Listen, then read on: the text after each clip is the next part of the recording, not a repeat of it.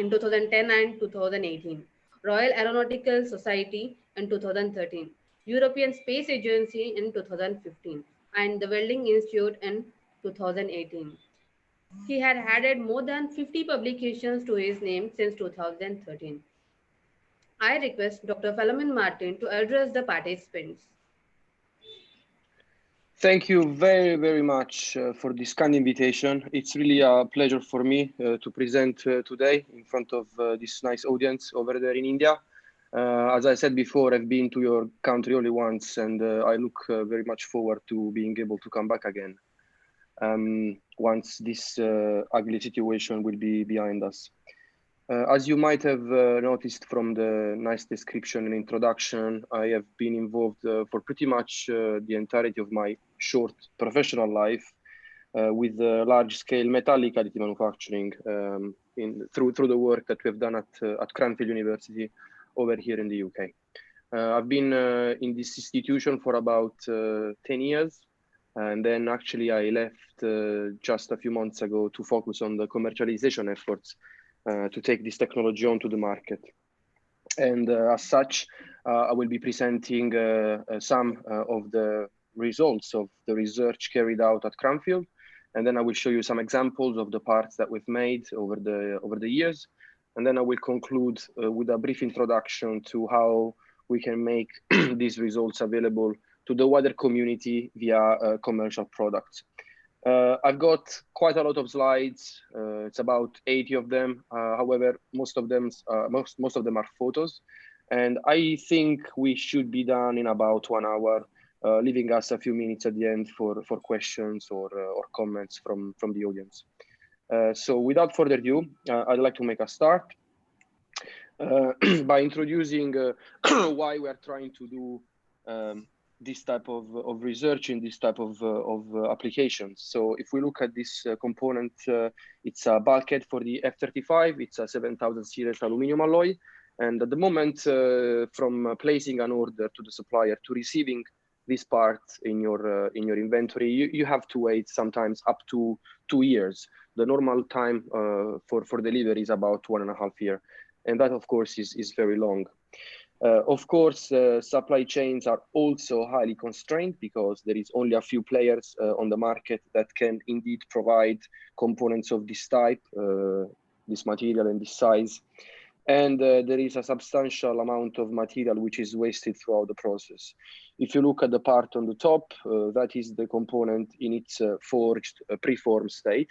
And when you look at the part at the bottom, which is the final component after it's been finished machined, you can appreciate how much material has been removed and transformed into swarf, which of course can be recycled, but often is 1 or 2 order of magnitude cheaper than the original material. And this type of approach is rather established in the aerospace industry, and you can imagine how much material is wasted throughout all the various manufacturing steps. The fourth issue is that designs are very inflexible.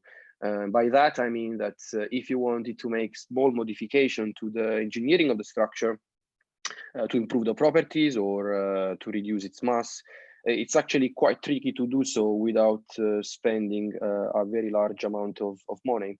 And that is because if you wanted to change the shape of the forged alloy, you would have to rebuild forging toolings, which are very expensive. They can be £5 million to £10 million, and of course this cost is recouped over the entirety of the life of the tool. So people like to change them only if they know that they can make their money back, which is why often they don't do it. So that means that we have to wait a lot of time to get these parts. There is only a few people we can buy them from. We waste a lot of material and therefore time and money in the process. And if we wanted to change something, we can't even do that. Of course, that was only an example. And if we look at the opportunities across an entire airframe for civil application, you can see there is quite a lot of areas where we could intervene looking for cheaper manufacturing processes, more flexible manufacturing processes. And also we have to keep in mind the requirements of the civil aviation industry for much higher rates of production, cheaper platforms that are less expensive to build and deliver to the airlines, and of course less constrained supply chains in order to have a much better negotiating power on the side of the aircraft OEMs. Military has got similar issues from the point of view of inefficiency of the manufacturing processes, but slightly different driver to change them. First of all, affordability of the platforms. You might remember the cost of the entire F-35 program is well over $1 trillion, and it's fair to say that will never happen again. There is an element of sustainability in terms of having aircrafts that can be used for a much longer time. Flexibility, of course, is also at the top of the agenda because you want to have airframes or platforms, in this case, that can be adapted to a wide range of different scenarios. Upgradability to avoid obsolescence related issues. And of course, if you look at the aircrafts today, everything is pretty much upgradable apart from the airframe in itself. Some aircrafts are flying on 30, 40 years old airframes, and avionics are new, weapon systems are new, electronics are new. Engines can be upgraded, however, the airframe can't, and that needs to be changed. And of course, maintainability. We want to be able to replace parts and fix parts as quickly as possible, as cheaply as possible. And of course, these issues are common throughout a long series of manufacturing processes. For example, those in which we machine material away using a milling cutter or a lathe. Those in which we use mechanical force or heat to change the shape of the part into a finished product, or possibly a semi-finished product that is then taken to further manufacturing steps, or other processes in which we are relying heavily on non-recurring cost of tooling and dies, like injection molding, for instance. So the question is, can we go from the original approach in which we are removing material of consistent quality, of consistent price away until we are left with the final shape, to something that can give us hopefully the same properties, hopefully the same material, except it's a lot better from a business performance point of view? And the answer is yes. And of course, if it hadn't been yes, I wouldn't be here talking to you today about metal additive manufacturing processes. And let me tell you that there is some debate in the industry about whether we should use additive manufacturing or 3D printing to describe this category of processes. As far as I'm concerned, it's only a semantic question, and in reality, it's about making objects in a layer by layer fashion. And so I will be using the two terms AM or 3D printing interchangeably throughout the next couple of slides. To have a AM process, we require some key ingredients: a heat source, feedstock, and a motion system. Heat sources can be typically either beam or arc based. And then if we look on the left-hand side under the beam, we've got a further distinction into laser or electron beam. And then we can combine these two heat sources with different types of feedstock. Typically, they can be wire or powder. Of course, wire is directly fed at the point of deposition, while in the powder, we've got the option of having it as a pre-placed bed, or again, like in the case of the wire, we can feed it directly in the melt pool at the point of deposition. And as you can see from the chart, then on the right-hand side, in the electric arc field, we've got access to the usual technologies that we use for welding, such as TIG, such as MIG, such as plasma, always in combination with the wire, but sometimes in a better or more exotic way, we can also introduce powders. We will leave this special case aside for today. So depending on which heat source you pick, depending on which feedstock you pick, and also depending on how you place the former relative to the latter, you give origin to a wide range of AM or 3D printing processes, as you can see from the bottom tier of the chart here. And at Cranfield, historically, we've been focusing really heavily on what we call wire and arc additive manufacturing, which stands for WAMM. We've also looked at laser and wire recently, and I think I will show you some examples later on. So let's have a look at the process. What you can see here is one of the systems that we have in our lab here in Milton Keynes, heavily based on the use of anthropomorphic robotic arms, one of the advantages of these motion systems is their inherent flexibility in terms of configuration, in terms of scalability. So what you can see, for example, here is a robot which is also placed on a truck. And in fact, it is printing as it is moving alongside the truck. Actually, we've got another robot on the other side of the part, which is being printed. It's not shown in this video, but it could be used either to double the build rate or to do other processes such as inspection, machining, and metrology. So a really cheap architecture at the core of the bill of material, really flexible, really powerful, and of course, very accessible to a wide range of potential researchers. What you can see here also is that we are printing using a MIG-based approach. And because we are printing an aluminum alloy, we don't have to worry particularly about the shielding requirements.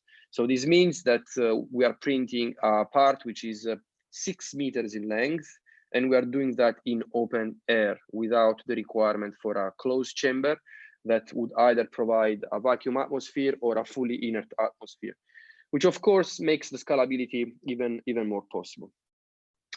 Of course, when you compare each of these processes, you have to do so. Someone raised the hand. I think, is there a question from the audience? Okay, maybe we can take questions at the end. We can go ahead. You can compare all of the various processes I've shown you on the chart before in terms of various metrics that are interesting, either from the point of view of the part or the point of view of the business. So complexity, accuracy, or cost savings, or mechanical properties. And what you can see here is that we have what we call the blanket dilemma. We've drawn this metaphor from a saying we have in Italy about a blanket being always too short. And either you have to decide to cover your feet and have your head catching cold, or vice versa, your head will be warm, but your feet will be cold. And this example shows really well that it's always about having a trade-off. A trade-off between the properties or the metrics that are important to you and those that aren't. And ultimately, you pick your process depending on what matters to you. If you want complexity or accuracy, then by all means, look for powder bed processes, be them selective laser melting or electron beam melting. However, if your requirements are mostly focused on things like being able to make very large parts, or making cheaper parts, or utilize material as much as you can, and also having excellent mechanical properties already in the as deposit condition, then what we believe is that ICAAMM is the way to go.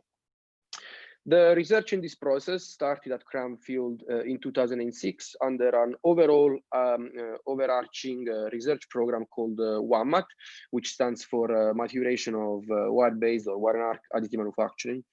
And actually, this was a rather unusual way to do research, especially in such a growing competitive field in which normally institutions would be fighting each other for research grants. What we decided to do instead was to leverage on our network of academic partners and of industry supporters to create a much larger pool of universities, each of them with complementary capabilities that could work together harmoniously to advance the overall roadmap of the technology implementation as quickly as we could and as efficiently as we could from a financial point of view. And this has enabled us to grow quite a lot over the last 10 to 12 years, reaching an overall portfolio of about 50 projects, a rolling value of about £9 million, and a team at the university working on ICAAMM of 40 people, which is of course a rather large number for a research institution. If we then combine also the academic partners that are working together with us, effectively we've got over 70 people working at any point in time on this technology, which is quite desirable and it's quite powerful. We have had a lot of stressful days, let me tell you, but at the same time, every day something new and exciting comes out through the lab door, which makes working in this place rather special and unique. The way we manage the funding is by having a centralized pot of funding, grants, money, where we throw both public funded project and private funded project. And in this way, we've got the possibility of managing the funding again in a consistent way, and to make sure that we don't duplicate any effort and that we don't waste any money in the process. So the question here, it's a little bit tongue-in-cheek. If I put a welder and a robot together, what do I get? Do I get an additive machine? Do I get a mechanized welding cell? Or do I get an automated welding cell? And why is it key to have dedicated software and hardware infrastructure to enable such a successful implementation of ICAAMM? The reason why I now ask this question, which is a little bit flippant or as I said, tongue-in-cheek, is that for a long time we've been promoting the idea that to have a ICAAMM system, it was enough to buy a robot and a welding power source. And we used this strategy to actually show that indeed, as a process, is much cheaper to implement on the shop floor or in your research lab than something potentially based on a powder bed machine, which is of course 2, 3 times more expensive. And then as we were making more and more parts of increasing complexity, increasing size, we quickly realized that actually there is more ingredients that we need to make this nice cake. And to explain what is needed, we're going to look at 2 different journeys. The one of the maker who wants to make parts, and potentially the one of the end user who just wants to buy parts that are made in a cheaper, in a quicker way. So let's start from the first one of the maker. So in this journey, typically what people would do is they decide, they commit to start experimenting with this type of processes. And normally you build a basic system, which indeed is a robot and a welder, that typically you use to identify basic primary parameters, build very simple features, and maybe do a little bit of mechanical testing. And the key point about the first step in the journey towards real components is that all of these tests are effectively carried out in a steady state deposition. And by steady state, I mean that, as you can see on the left-hand side and on the right-hand side, these parts really do not have any change in their geometry whatsoever. So in theory, in order to achieve that target geometry, we could use potentially the same set of process parameters throughout. And the reason why people like MIG-based approaches so much in these early stages is that in MIG, because of the synergy connection between wire feed speed and power, all you have to optimize is literally the wire feed speed and the travel speed. And then the power source would worry about heat input and other electrical parameters in the background. So I use my own example. When I started doing research on this topic, I wasn't coming from a welding background at all. And I was able to build parts like this in a number of days. It was quite straightforward. Of course, if we look at TIG, it is slightly different, because in TIG we've got wire feed speed, travel speed, and also current to optimize. And then of course in plasma we also have the plasma gas flow rate. So a few more variables to worry about. Alas, steady state, always the same set of parameters, straightforward to develop, straightforward to control. And now our appetite starts to get larger and larger and larger, and we want to make a real part this time. And we think about making sub-elements. And to make sub-elements, we have to face the first challenges. So first of all, we have to develop deposition strategies. We typically do more mechanical testing on thicker structures, fracture toughness, fatigue crack growth rate, and what have you. And here we start to face the first real challenges in terms of selecting a suitable deposition process to cope with these varying geometrical features. And typically the choice is, as I said before, either between off-axis processes in which we can achieve independent control of heat input and wire feed speed, or on the right-hand side, you can see a MIG-based approach where there is synergy between the current, the voltage, and the wire feed speed. The wire is coaxial, and in fact, the wire is also the consumable electrode. Now, the potential of controlling all of these parameters independently means that compensation is possible. And I'm going to explain through a series of examples what we actually mean by compensation. While on the case of synergic processes like CMT, compensation actually is not possible. Let's have a look.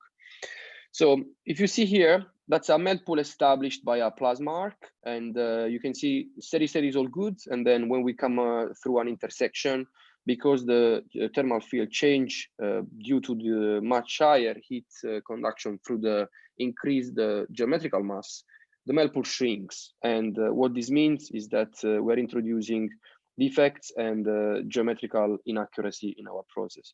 And that is, of course, a very, very important point to keep in mind in the case of directed energy deposition processes like blown powder, WAAMM, laser and wire, and electron beam and wire. Why is that important? Because in powder bed, the layer height is fixed by the downward movement of the platform, while in our case, the layer height is not fixed at all. And being able to control the geometry is key in order to achieve the right shape and the right level of integrity. So what you can see here once again is the melt pool shrinking because of this undesirable thermal effects that needs to be managed. And we decided to have a look at a basic example to try how we can manage this type of issues. So just a simple crossing, which we're gonna use to look at how we can set our knobs parameters. So warp speed, trouble speed, current, and so on, to achieve consistent geometry and integrity. The first option is to apply or deploy a toolpath, which we borrow from machining.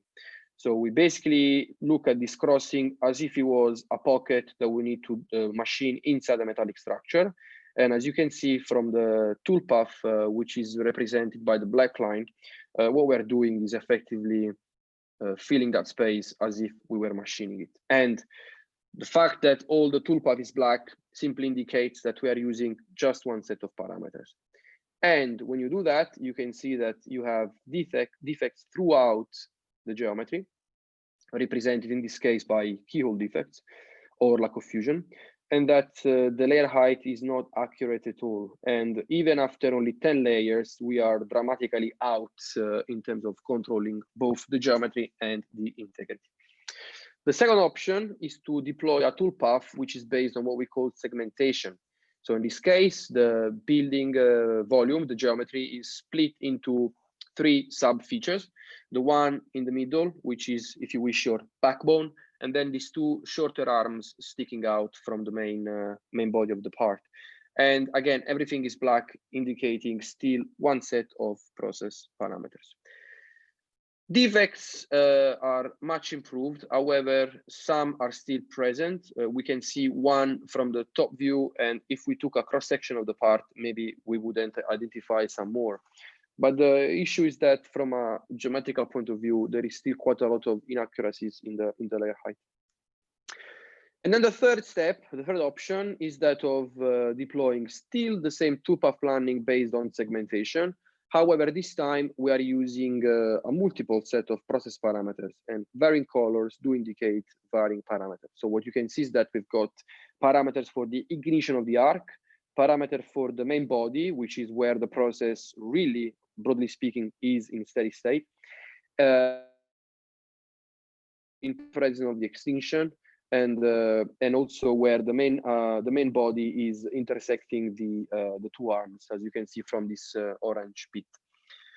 And in this case, no surprise, we have parts that have got no defects, at least from a visual inspection point of view, and in which we can see that the target layer height has been indeed achieved. So that's exactly what we're aiming for. But of course, what this approach requires is an intimate understanding of the heat source material geometry interaction to be able to predict those thermal effects upfront and to pre-program those changes in the process parameters before we even start depositing, which of course requires quite a lot of experiments and quite a lot of knowledge in the lab.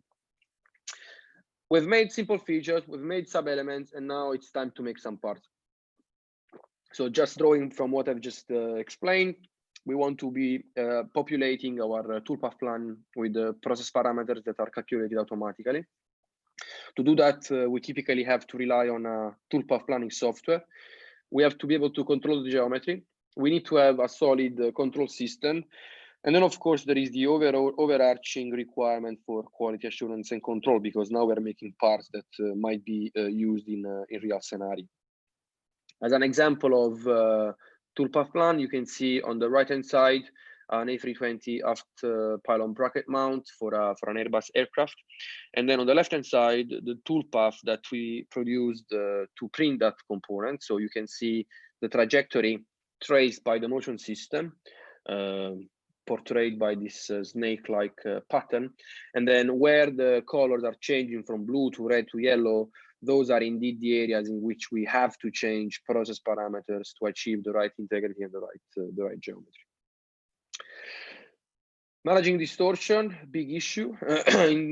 Whenever possible, we try to adopt a double-sided building approach. The idea of building one layer for each of the sides of the part throughout a continuous rotation of the geometry is that, sorry, if you are printing a layer on the one side, you're introducing a certain amount of residual stress, and then by rotating the part to the other side, you could balance those residual stress.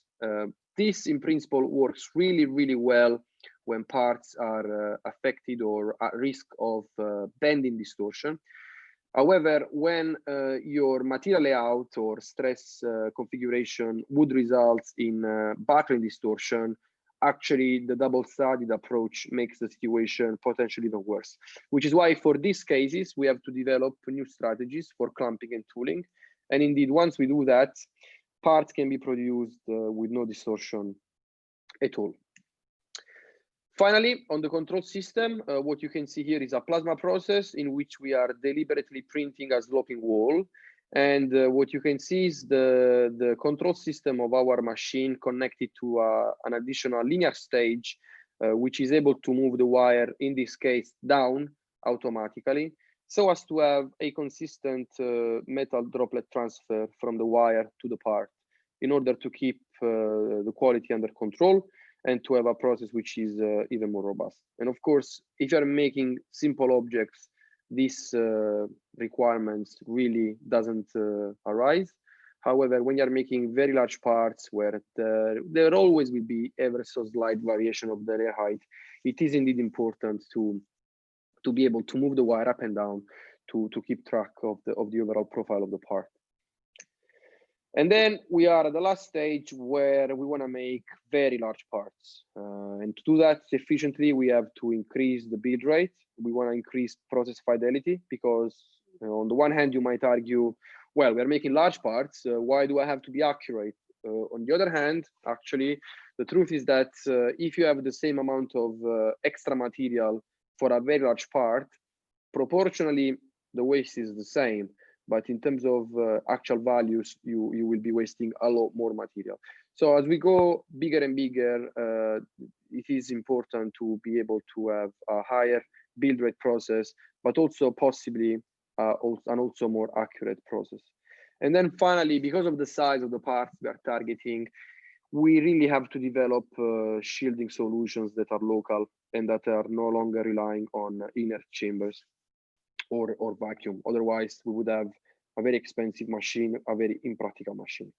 So in terms of the local shielding, we've been working on local shielding devices in our lab. What you can see there is a prototype of a product that I will show you later on in its commercial fashion, which enable us to print materials that are reactive like titanium without the requirement for an inert atmosphere throughout the volume. If we want to increase fidelity, we can always work with wire and laser.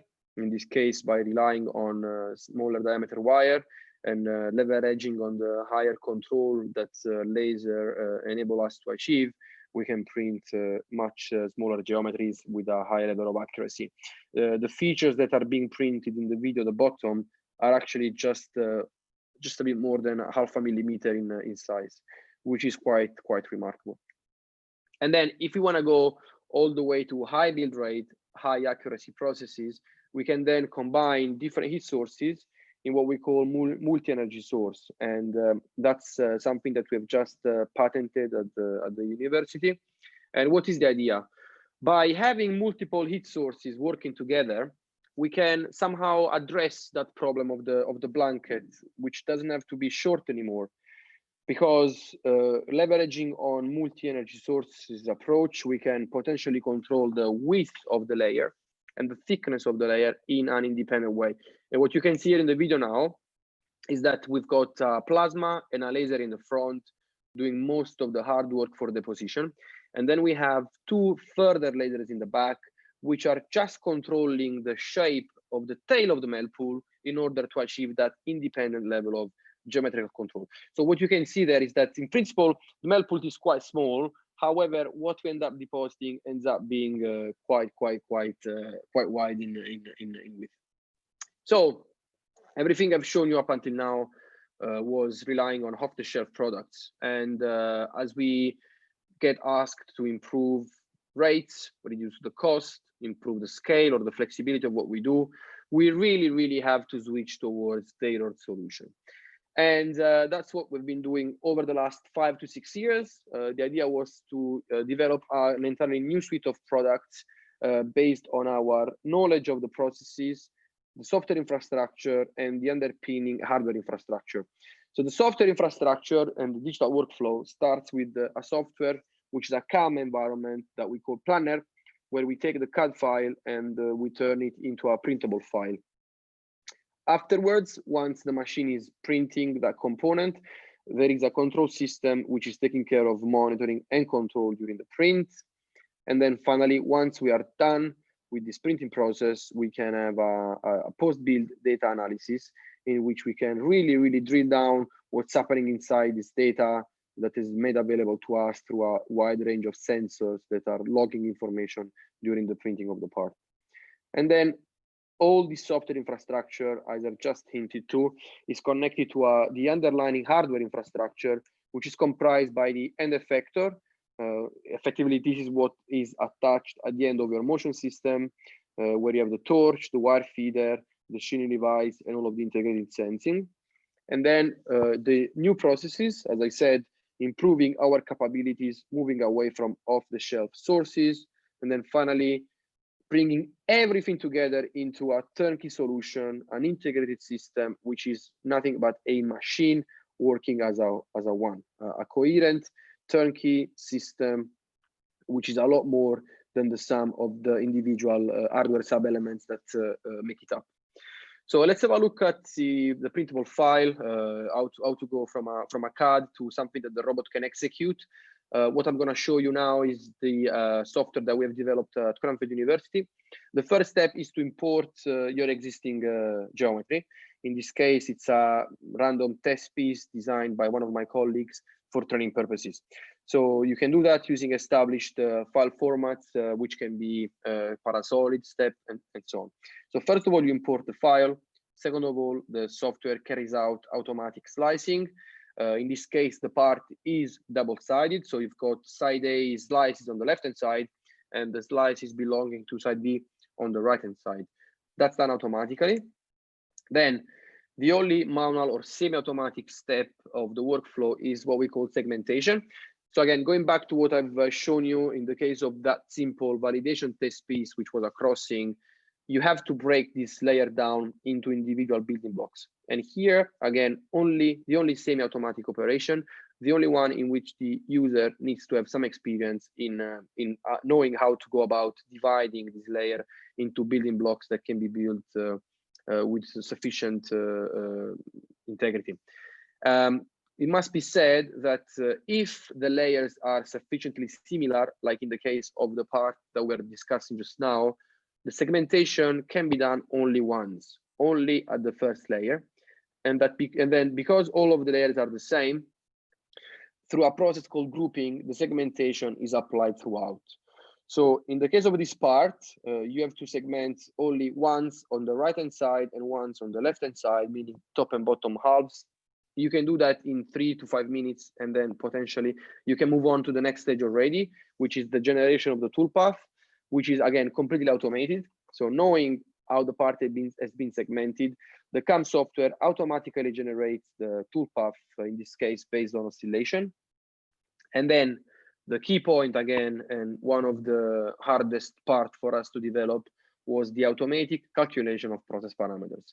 So based on your deposition process and based on the material that you want to deposit, and of course, taking into account the geometry of the part in itself, our algorithms are populating that trajectory, that toolpath automatically, again, to streamline the implementation of this process in industry.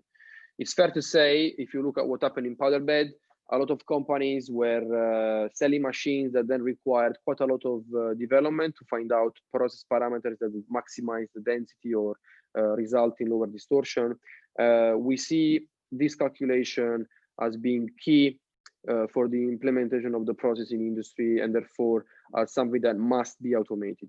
And the reason why it's taken us so long to even think about commercialization is that we wanted to have enough know-how embedded in our software tool to make sure that when people do try to deploy this process, they don't have to spend 5 years, 10 years in the lab working out what process parameters they need to use. And then finally, the software automatically post-processes the information available in the CAAMM to a file format which can be just executed by the machine itself. So for a part of this nature, as I said, in a less than half an hour, we can go from a CAD file to being able to start the arc and beginning the printing process. So just a few more details on the data keys. Data keys are these algorithms for the calculation of the process parameters. We've got a few processes in our portfolio and a few materials. And of course, we are working on new alloys like different aluminum alloys or nickel-based super alloys, and always a growing range of steel. And again, the idea is to have a nice portfolio, a nice library of materials that our customers can access to build parts more or less independently. Again, quick look at the last prototype of the end effector. In this case, we've got the shielding device. We've got two layer height monitoring sensors, two pyrometers for pre and post deposition temperature measurements, the shielding device in itself, the electronic adjustment of the wire positioning, and of course a borescope for weld monitoring camera. So the idea is that from the side, the operator can image the melt pool to check what's happening in real time. A quick look with a bit more detail at what we mean by layer height monitoring. So typically, when you have to reconstruct the shape of what you are depositing, you would have to stop your printing process, deploy a CMM probe or a laser scanner to reconstruct the shape by taking measurements that can only be taken when the machine is idle, when the machine is not printing.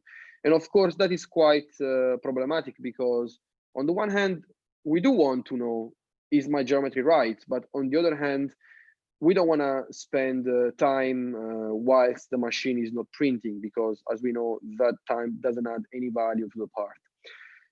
So we've taken this requirement on board, and we have developed these new sensors with the help of our colleagues in the photonics group that we called CORI. CORI stands for Coherent Range Resolve Interferometer, and it's a laser-based sensor which is capable of measuring the distance between the tip of the fiber and an object which is hit by the laser. And the beauty of this approach is that such laser interferometer is completely insensitive to the radiation of the arc or the radiation of the laser in the case of a laser-based process.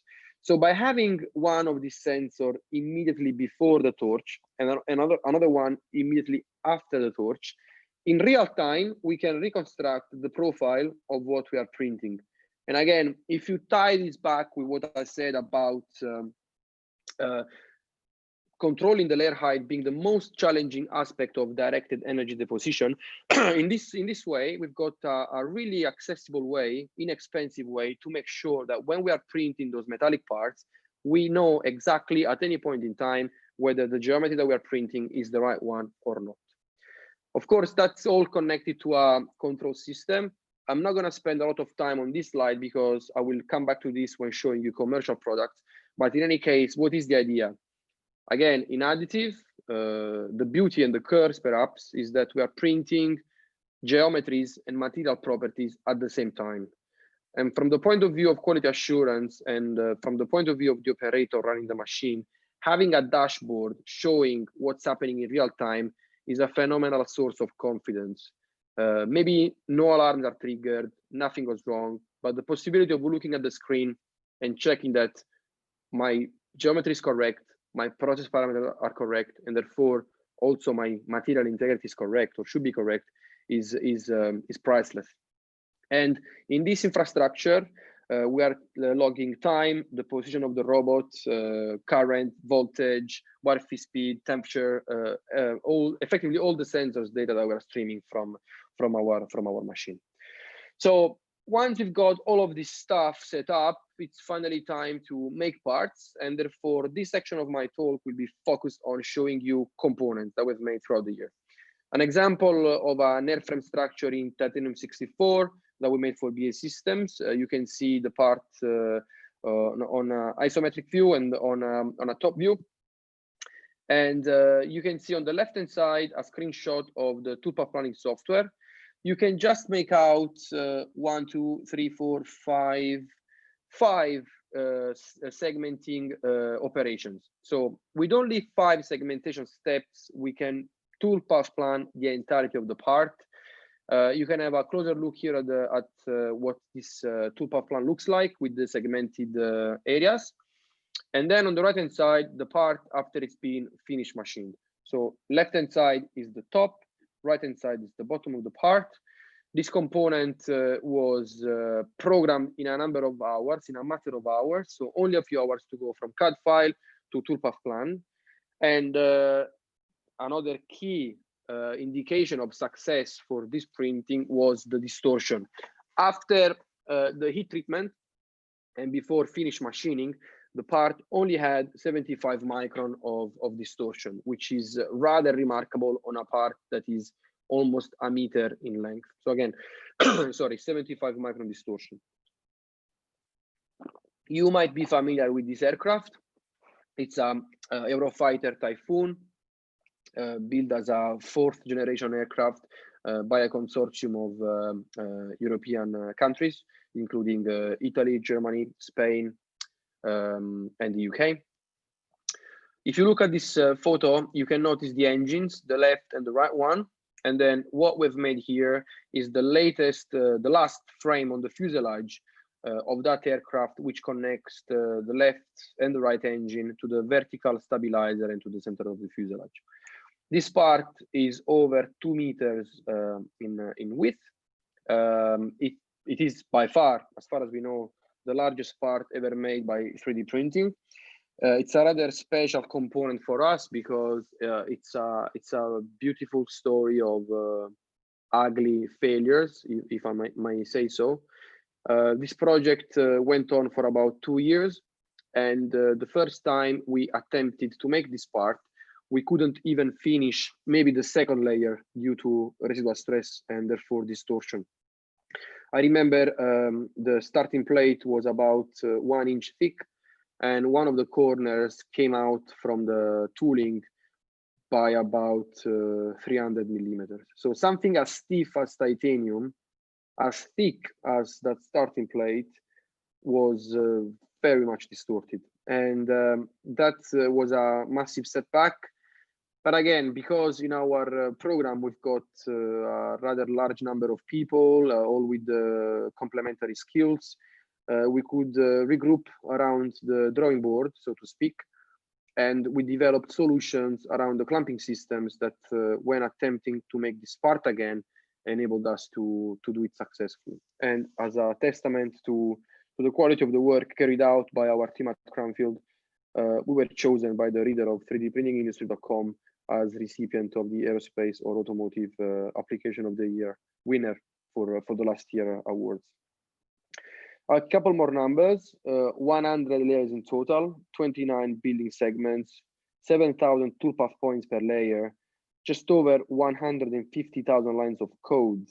And I think it's fair to say that this part could not be programmed unless you had access to our software tool, because anything which is out there commercially just does not have the flexibility and the firepower to cope with this massive number of programming points.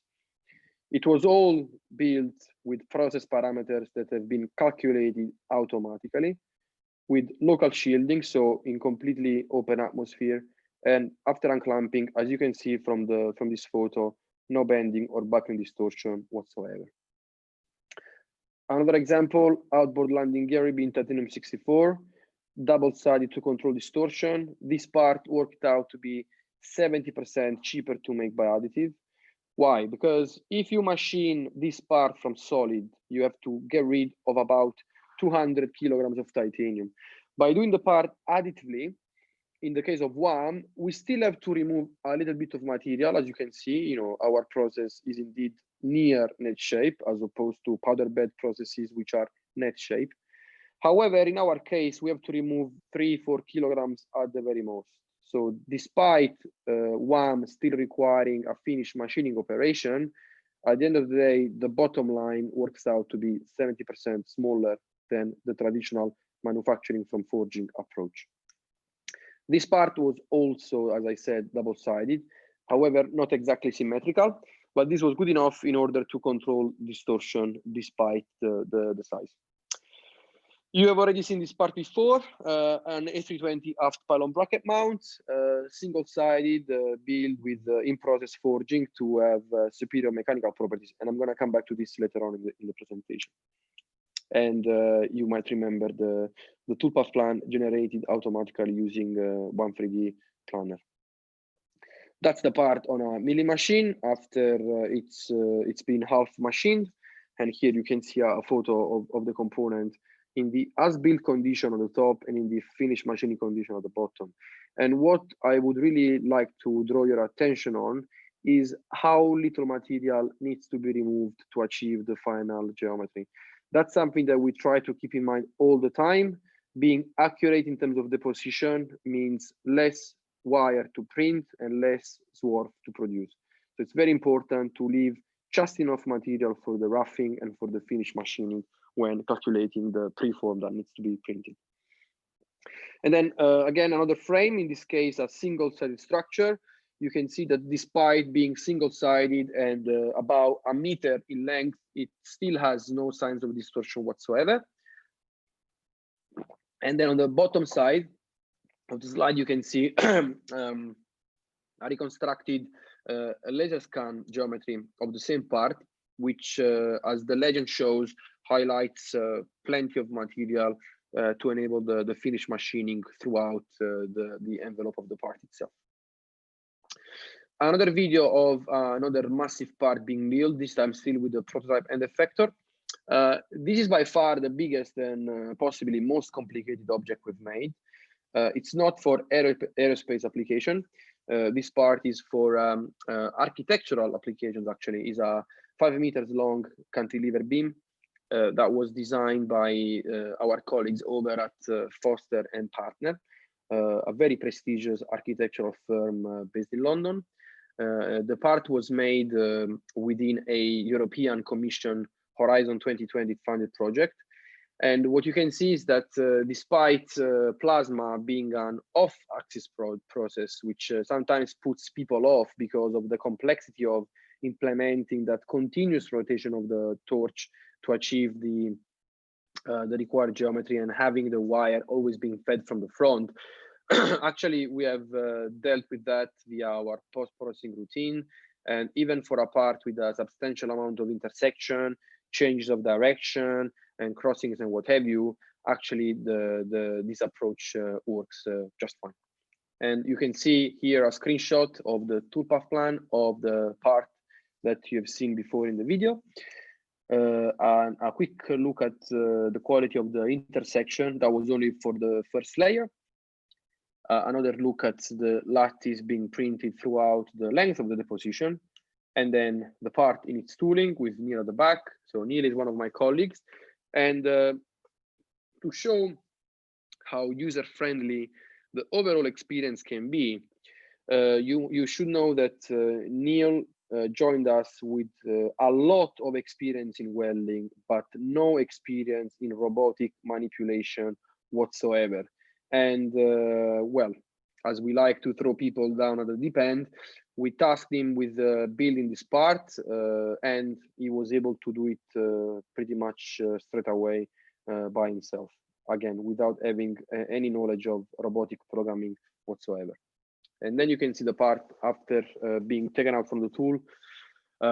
Again, despite its massive length, still quite flat after it's been unclamped. Changing types of geometry ever so slightly, we go from stiffened panel 2.5D dimension parts to rotational components. In this case, we are looking at propellant tank that we printed for Airbus Stephenson Space. These parts were tested at operating pressure, so 20 bar, and then they were taken all the way to failure at over 100 bar. And despite the skepticism of the design engineer on Airbus's side, who thought that the part would have suffered from severe delamination and much lower strength, actually the part performed just the same as the legacy part in terms of pressure that led it to burst. So again, over 100 bar. And development of the crack, which started from the thinnest structure and then propagated towards the top. When the thickness of the dome becomes larger, the crack splits into two and then continues in separate paths. So the part behaved in the same way, except it was 50% cheaper to make. The lead time was reduced to a number of weeks. And then again, if we go back to what we said at the beginning in terms of flexibility of the design, now the company has the opportunity of changing the size of the tank flexibly to match the requirement of the specific mission, which is a privilege that before they couldn't have because they only had one set of forging tooling that they used to make all the forgings that were all the same, therefore producing tanks that were also all the same. And of course, as you know, taking a kilogram to space is about 5,000–6,000 pounds in cost, and you don't want to really carry weight up there unless you have to, which is why being able to change the size of the part, in this case the tank, flexibly means even further cost savings in terms of the actual cost of the mission. Very similar pressure tank for space mission. This time the top is open. Again, on the left-hand side, you can see the part in the as-built condition, and then on the right-hand side, you can see the part after it was finished machined. Why was the customer interested in this component? Well, first of all, reduction in non-recurring costs, because they are only looking at a very limited number of units, and eliminating the cost of the tooling altogether is, of course, very desirable. There was a nice opportunity to look at part consolidation, because typically this component would be made out of 3 individual elements. The conduit at the top on the right-hand side, so the pipe taking the liquid out. The dome would have been machined out of a solid billet. And then the main cylindrical body would have been machined out of a forged ring. So you've got 3 different parts, 3 different manufacturing operations, and then a method to join the 3 together. Whilst what we did with ICAAMM was to start with a rod and print everything from that rod in one go, including the ribs, and then machine the entirety of the monolithic structure also in one go. So again, part consolidation, and therefore, because we can make our supply chain a lot shorter, we have measured a 65% reduction in the lead time. And again, very desirable benefit also from the environmental point of view, because we have saved about 200 kilograms of titanium per part. Each component works out to be 40% cheaper. Last example, I believe, something that is showing us what we call multi-hierarchical building approach, in which we have firstly printed the bottom structures, so this dovetail connection, and then after having done a 90-degree rotation of the whole of the part, we can print the blade on the previously printed structure. So again, multi-hierarchical means that you've got some amount of deposition being performed on some material that was previously deposited. In this case, we are looking at an industrial gas turbine blade, just a meter in length or in height, and about 100 kilograms in mass for power generation. Mechanical seal in 625, again for oil and gas application. A flange also for oil and gas application, in this case in the as-built condition, and there in the finished machine condition. And then last example of something a bit more exotic, a lattice that we've printed vertically. This was particularly challenging for us because we had two different sets of requirements. On the inside of the structure, where we have got the slope members, we had to achieve a, sorry, a layer height of 2 millimeters for increased resolution to enable deposition of the sloped members. If the layer height had been any thicker, it wouldn't have been possible to print those slope members. But then on the outside of the structure, where the members are indeed fully vertical, we had the requirements to have a build rate that was as high as we possibly could. There was no particular requirement for thin layer height, so we decided to print at 3.5 millimeters to maximize the build rate and minimize the time, therefore. And again, in this way, we had the option to combine two different approaches: precise deposition on the one side, quick deposition on the other side, in the same part, flexibly using our software for two-path planning. And then again, coming into the software now, you've got all of this data, massive amount of information available to you, collected throughout the printing of the part. And then we have a software infrastructure that enable us to look at the data in a meaningful way. So in this case, we are looking at the plot of the current that we use to make that part for Typhoon. And what you can see indeed is by how much we have to change the current in order to achieve the right geometry that we wanted to make. And of course, we can take a closer look at the members that you've seen there in the intersections, in correspondence of those intersections, to show how much the current is changing depending on the parameters and the thing that we want to achieve. Sorry.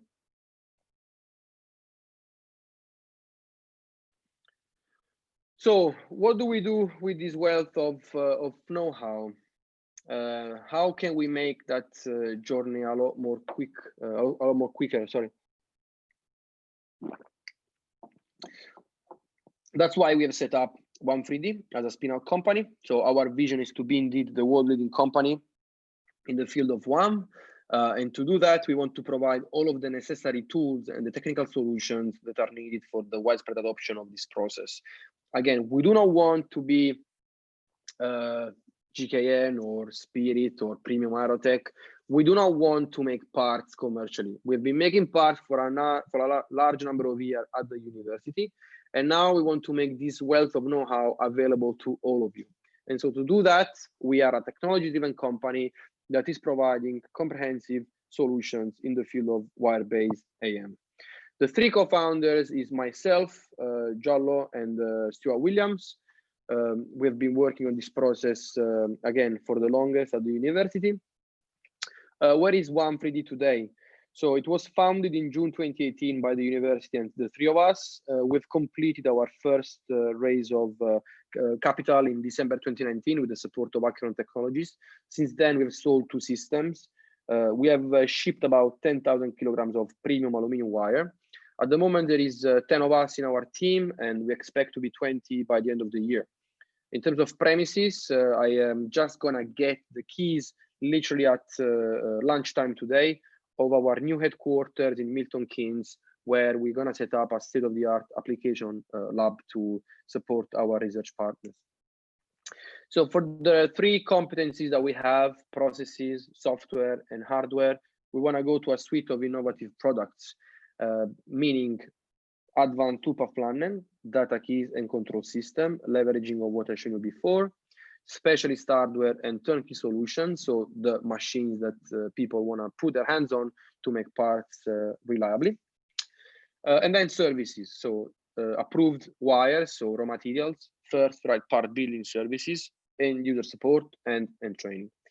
So now we look at the other end user, the other journey, the one of the end user, the journey that people take when they wanna acquire parts.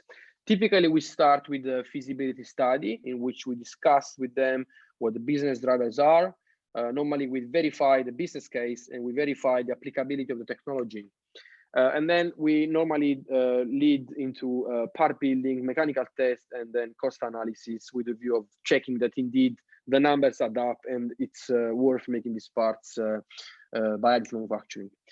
We've got a big range of materials in our portfolio, a long list of titanium alloys, aluminum alloys, also refractory metals such as tungsten, molybdenum, and tantalum, Invar for tooling application, a lot of steels, mostly of interest to the oil and gas industry, nickel-based superalloys, bronze, copper, and magnesium.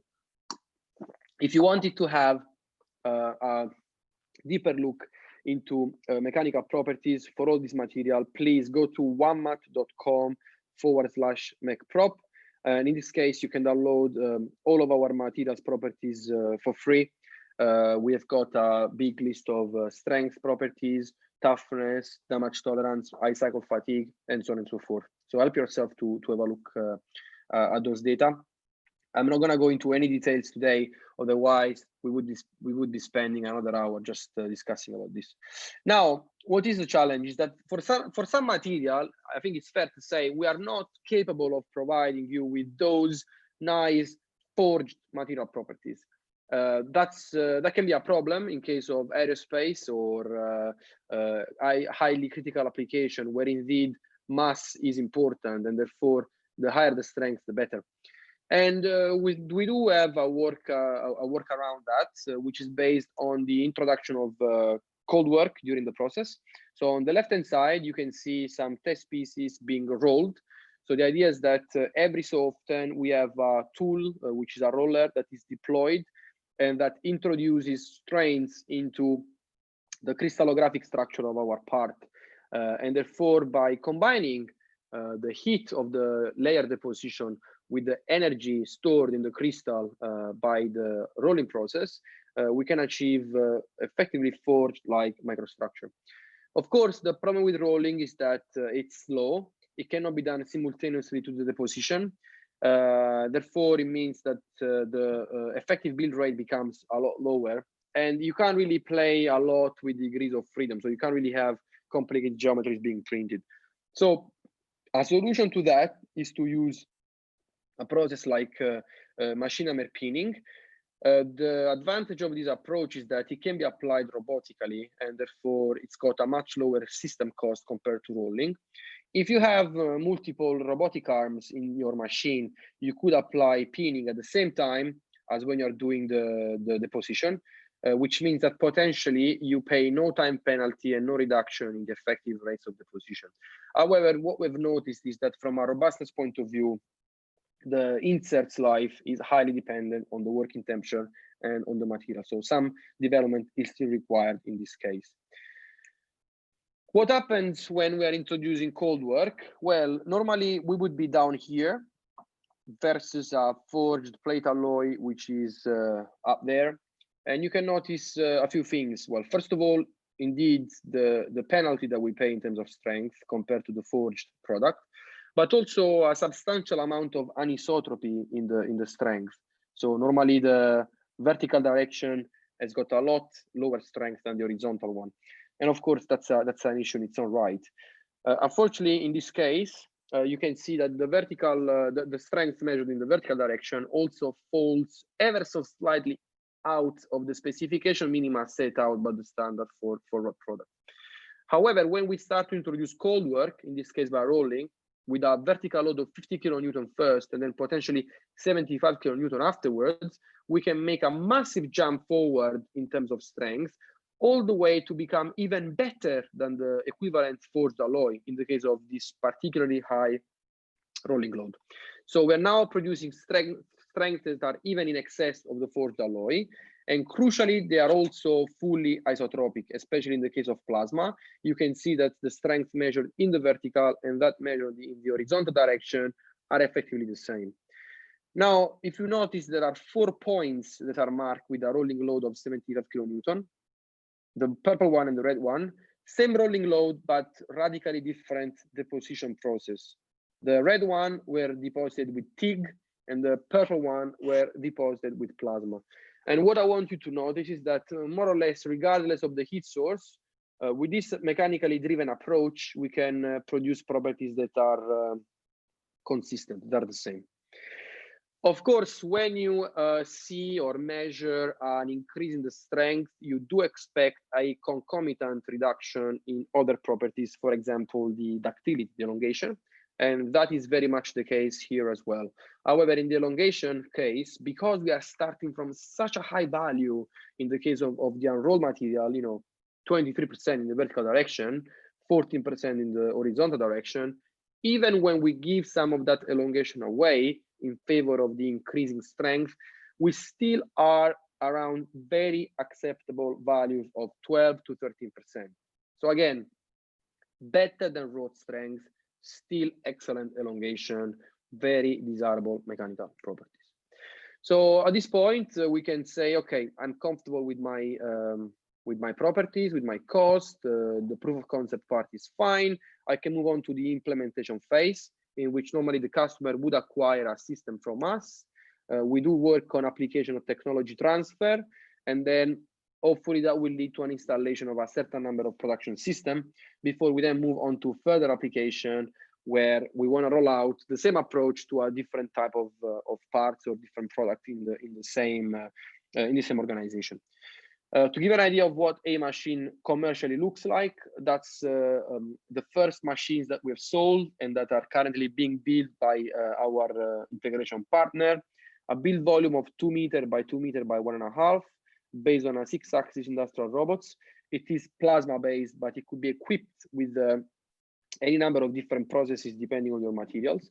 And then of course it comes with specialist hardware, which is included. So the shielding device and the sensing device. That is the commercial version of the end effector, which I've shown you before as a prototype. Of course, it looks a lot better because it's been designed and manufactured professionally instead of by us in the lab. Again, it still includes the wire feeding system, the local shielding for reactive materials, the 2 innovative proprietary sensors for the live measurement of the 3D shape, pyrometers for the pre and the post deposition temperature measurement, the process camera still via the borescope, and the electronic wire positioning, which I've shown you in the video towards the beginning of the talk. This is the updated version of the control system. Of course, this has also been done professionally. And what is the idea? We've got a tool for quality process and control. Effectively, these are our eyes on the process. We can do live tracking of the process during the position. It's got a direct link with the sensor. It enables us to do planned versus effective comparison of the data that we are logging.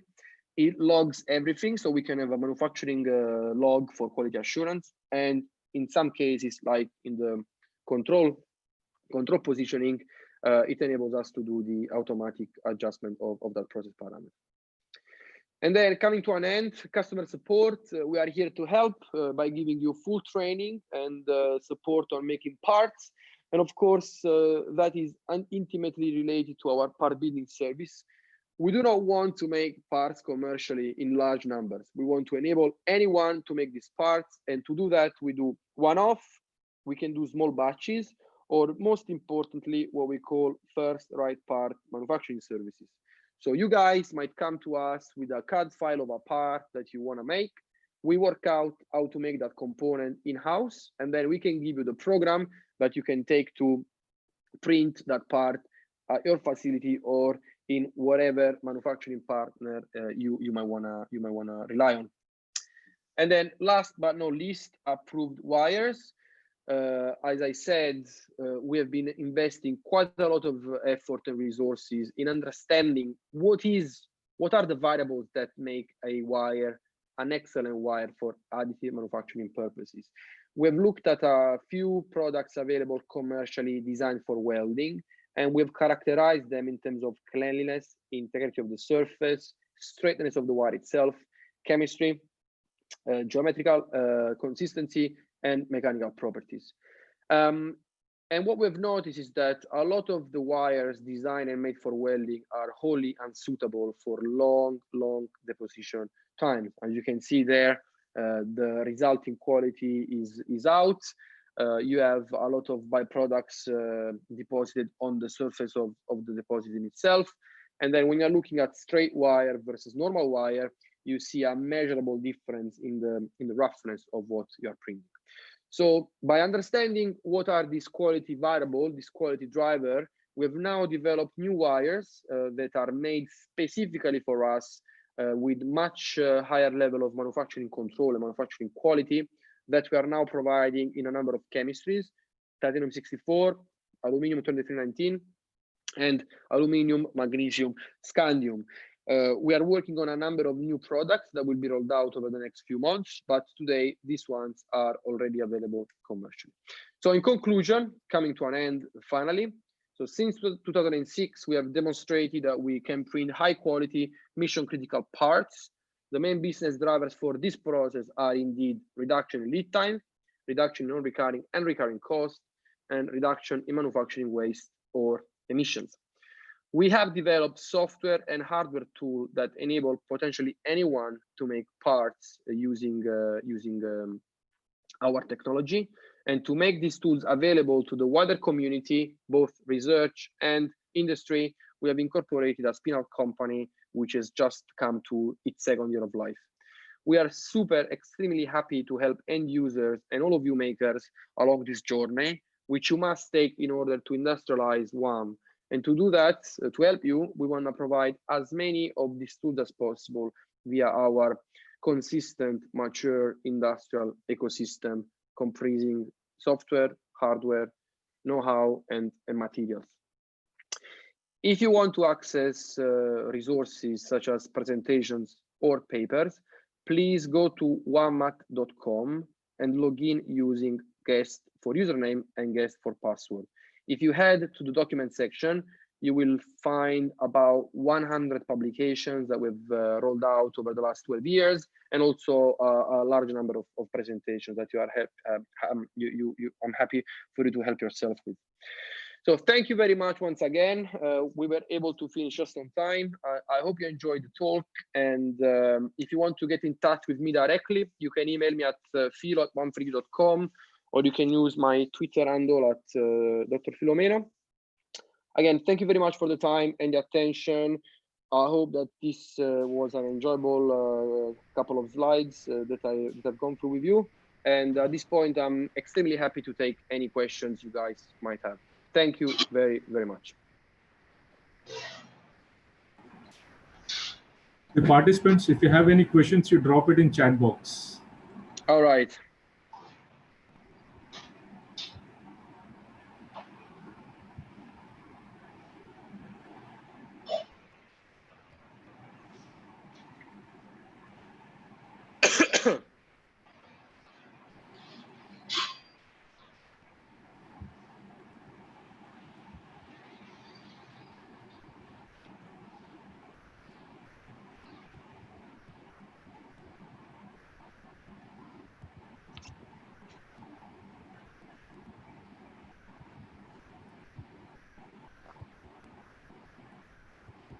Deepika, ma'am?